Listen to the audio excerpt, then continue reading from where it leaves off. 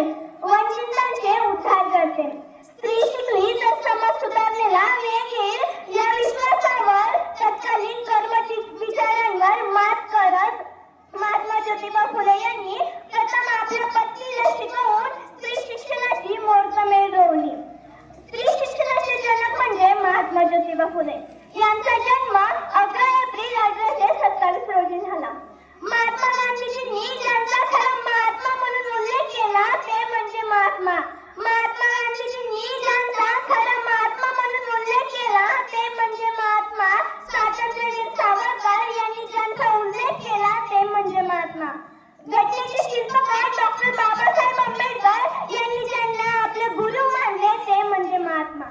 आपल्या शेतकरी कुटुंबातील महात्मा आपल्या विचाराने महान बनत गेले. विद्येविना मती गेली, मतीविना नीती गेली. विद्येविना मती गेली, मतीविना नीती गेली. नीतीविना गती गेली, गतीविना वित्त गेली. वित्ताविना शूद्र खचले, वित्ताविना शूद्र खचले.